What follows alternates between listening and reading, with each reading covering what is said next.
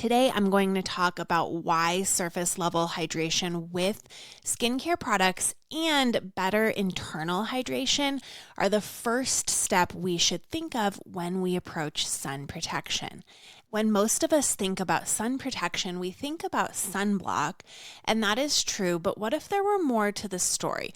What if when we think of how to avoid sunburn and premature aging, like excessive wrinkling and dark spots, we broaden our view to have a more holistic approach that includes making sure the skin cells are truly healthy when they encounter the sun so that they have a better chance even if you also have sunblock on. And no, hydration doesn't actually mean just chugging water all day. I get into how to do this better, hydrate smarter, and more in today's episode. You are listening to Skin, Earth, Vitality, the podcast where ancient wisdom meets modern vitality. If you are seeking to reconnect with your innate vibrancy, you're in the right place. I'm Emily Davis, a seasoned holistic esthetician and herbalist. Join me as we unlock the secrets of ancient skincare practices, explore the beauty of seasonal and nature-based living, herbalism, and true holistic well-being for you and the broader ecosystem. This podcast is brought to you by Stratum Aesthetics. Head to stratumaesthetics.com to find curated skincare, body care, and other wellness products hand-selected by me. Now enjoy the show. Welcome back in. Today's episode is juicy, literally, because I'm going to unpack what you thought you knew about the sun and how to protect your skin and give you a whole new lens to look through when it comes to sun protection. And with that said, I'm not actually going to get into the sunscreen or sunblock conversation today because I want to talk about something deeper than just avoiding the sun or blocking the sun out. I want to talk about how we prepare our skin to better interact with the sun, and there are so many branches to that conversation. We could get into circadian health because the way your daily habits and how you interact with the sun and also how you interact with darkness affects how your skin responds to the sun.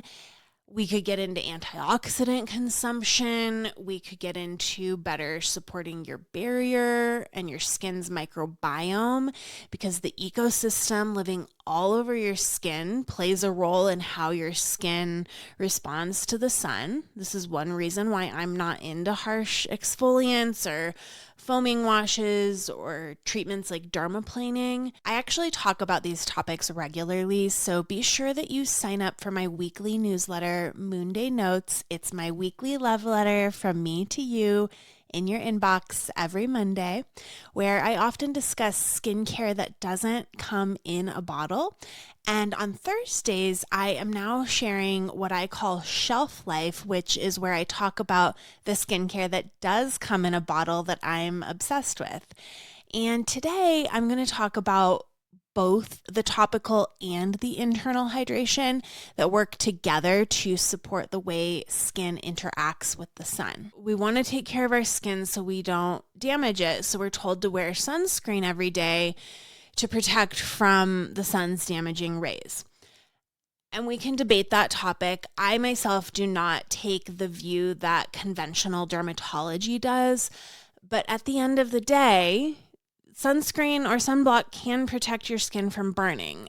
So you have sunblock and you wear it like you've been told to do, but that's just a small slice of the pie. I feel like there's a part of the conversation that's not taking place because we focus so much on blocking the environment that we forget to ask what condition the skin is in when it's exposed to the environment or to the sun in the first place.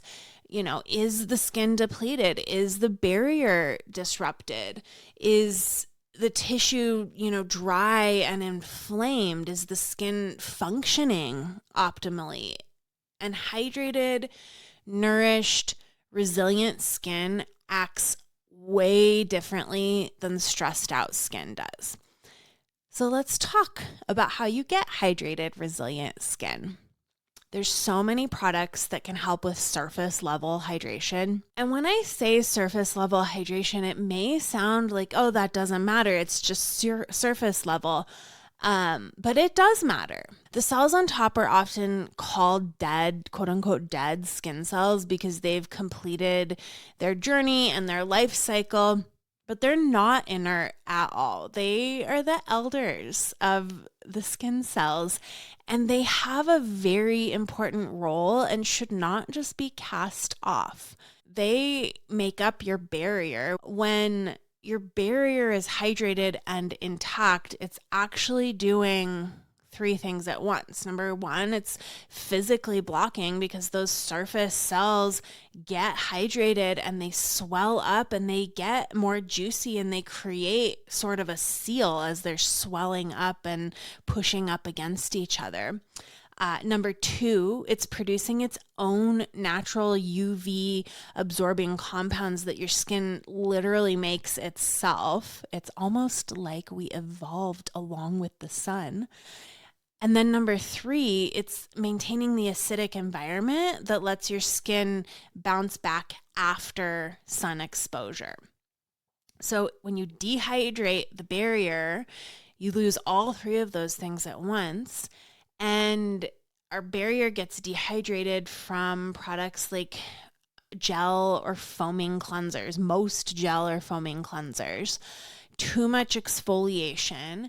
Products with fragrance are dehydrating, lots of airplane travel or living in a dry climate. Hi, my fellow Colorado girls. I bet you didn't know that your skin's pretty dehydrated here and we need to really work to hydrate that surface layer.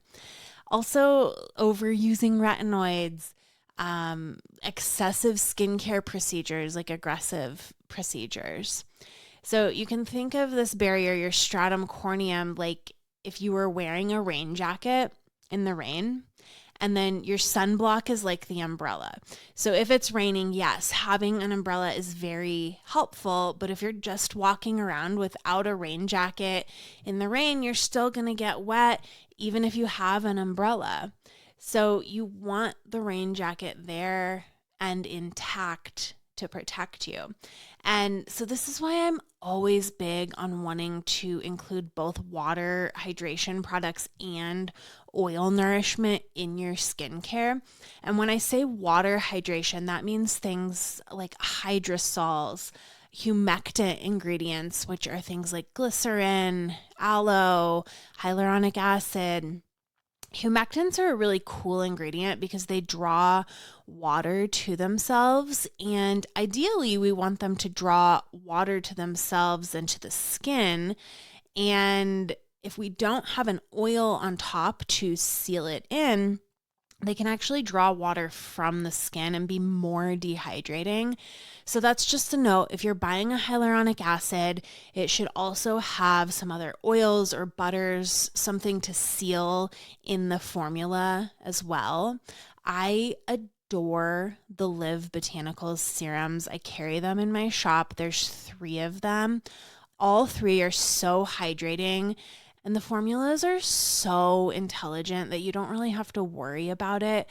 I really love the ambient moisture liquid for like that real pop of hydration. I also love the Solar Return serum. If you are worried about hyperpigmentation, that's like my favorite serum ever. And it smells like lemon balm tea. It's so beautiful. I love ingredients like marshmallow and mushrooms for hydrating the surface of the skin. And with that said, utilizing a really lovely oil or balm is important because you want to seal that water in. Even if you're not using a humectant, you still want to seal the water in because we get what's called transepidermal water loss, which is just water naturally evaporating out of our skin. And this is why oils are so important. I also love sleeping with a humidifier on, especially if you're in a dry climate like I am. This is such an underrated skincare tip. Obviously, being in a dry climate, having AC on or the heater on, that's going to pull water out of your skin. And it's something I talk about all the time in my treatment room when someone has moved to Colorado. It's like a whole thing while my client's skin is getting acclimated. So I say sleep with one because if that air is bone dry, it's pulling moisture out of your skin for like 8 hours straight during the window of time that your skin's working the hardest to repair itself.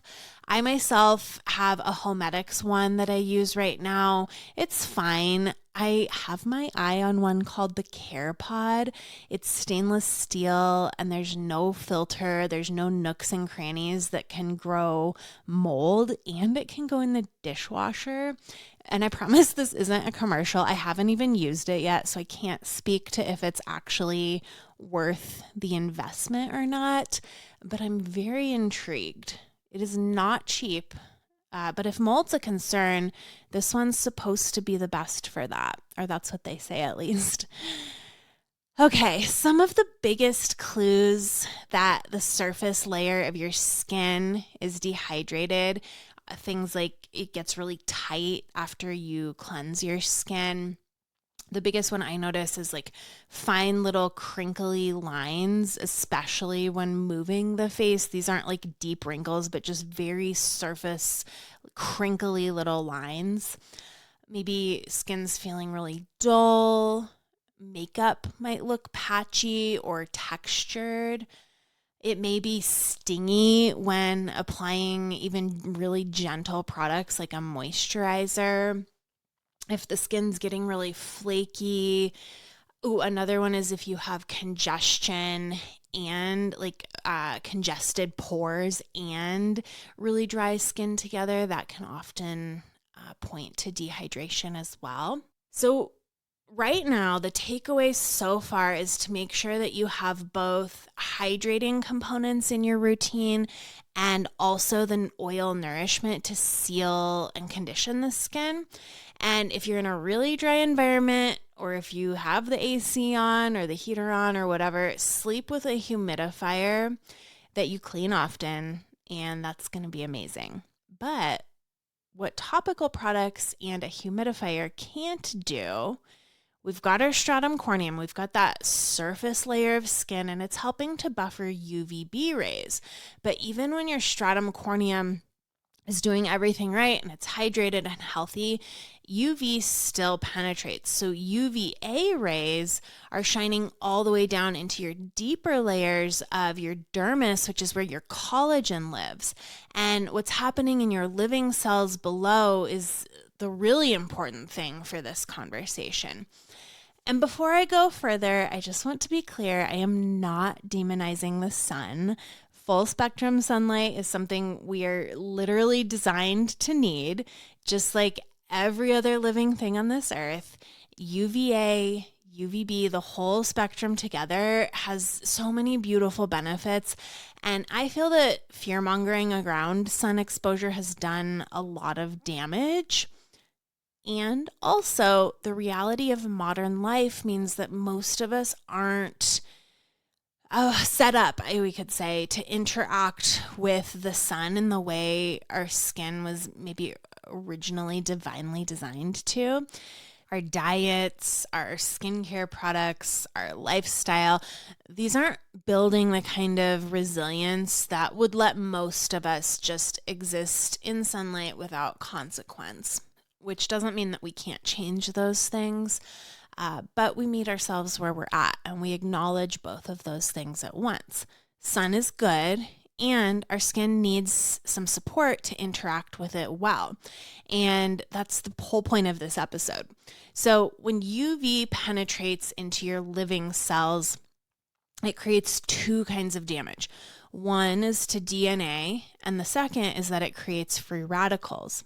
And your cells have built-in systems to deal with both of those things, but those systems run on water. And dehydrated cells are slower to repair and more vulnerable to damage. And when we have that damage, we get an inflammatory response, and that's what a sunburn is. And well-hydrated cells regulate that inflammatory response better and they resolve it faster, while dehydrated cells tend towards a more exaggerated inflammatory response that's going to take a lot longer to calm down. And when we're putting surface level hydration products on, that's amazing, but that's not going to reach further down into the skin. We're really just working at the surface level. So back to my metaphor from earlier, sunblock is your umbrella, your barrier hydration is your rain jacket, and cellular hydration is kind of like making sure you're wearing a sweater and socks underneath it all to keep you truly protected and truly warm from the inside out. I mean, you've been in a dreary rainstorm with an umbrella and a jacket, and maybe you didn't have warm layers underneath and you're just like miserable and cold. We want to get water inside your cells to create true cellular hydration. And that doesn't mean just chugging water all the time. Each of your cells have little channels that allow the right amount of water to come in and out, and they open and close based on signals from the body. So water needs the right temperature. And can we just appreciate for a second that Ayurveda and Chinese medicine have been saying this forever? Warm water, room temperature water, not a giant ice water first thing in the morning. Other cultures never did this, and turns out there's many reasons for that. Also, if you chronically don't drink enough water, these channels start to not let water in as well. And then alcohol also suppresses this. So we want the doorway to function. We want these little channels to function, but they're not going to just open for any water that shows up because your cells use minerals, sodium, potassium, magnesium, to create kind of like an electric pull that draws water in through the channels. So if we don't have minerals, we're not going to get that pull bringing water into the cell, which is why chugging plain water all day isn't really the move. You're just sending water to the doorway, but nothing's opening it. And what's worse is you're actually diluting the minerals your cells need to let water in. So the water's just passing through and getting excreted, and your cells are still thirsty, even though you've been drinking water all day. And believe me, I did the 75 hard back in the day. I got roped into chugging down all the water, the gallon of water every single day. And I didn't understand that I wasn't truly hydrating myself. And don't worry, we're definitely going to talk about how to better hydrate. I know that when most of us think summer skin, we're thinking about dark spots. We're thinking about hyperpigmentation. And this is where cellular hydration becomes even more relevant, because dark spots on our skin aren't always just about how much sun you've gotten. They're how well your skin is able to handle the sun. And dehydrated cells, like we talked about, trigger so much more inflammation. And inflammation is one of the main drivers for hyperpigmentation. So when we're hydrated at that cellular level, we're going to have more even melanin distribution and fewer dark spots over time. So with that said, let's talk about what actually does help to hydrate your skin cells, because I don't want you to walk away from this episode with just like, that was interesting, and then not have action steps. So all of the ideas I'm going to share with you, I promise, are easier than trying to remember to chug a gallon of water every day. The first one is mineralizing your water, because most of the water that we drink, whether it be filtered water or municipal water, bottled water, much of it has been stripped of the minerals that make the water useful to your cells. So the move that we want to make here is to remineralize your water. I use a brand that I like called Concentrace Mineral Drops. You can find that I'm sure on Amazon, but also like every natural food store. So just a few drops of that in your water. I make something called my hydration punch, which I think is the most delicious way to do this, but it's 1 cup of coconut water, which has a mineral profile that's very close to human blood plasma, which I find so interesting. A few ounces of aloe vera juice. I really like, it's a brand called Lily of the Valley, and I get their one that's in a glass bottle and it's preservative free. And this contains compounds that support the integrity of your cell membranes so that water can flow into the cells more easily. And then I put a splash of tart cherry concentrate, which is just another like antioxidant boost. And then I add the trace minerals to remineralize the whole thing. I drink it at room temperature, not cold, because remember, cold water is going to temporarily impair those little cell doorways. They're called aquaporins, and we want those channels to be open so that water can enter the cell. My second strategy for true deep cellular hydration is demulcent herbs.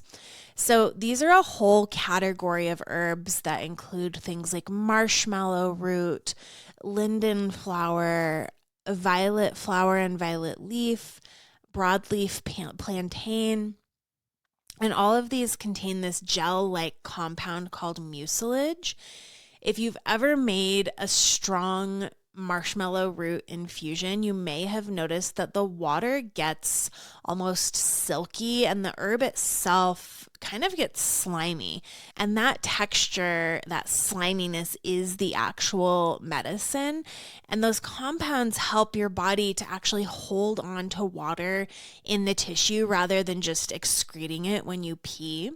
They support the integrity of your gut lining, which I think is so cool. This is where water and minerals are actually absorbed. So you're absorbing more, but you're also retaining more.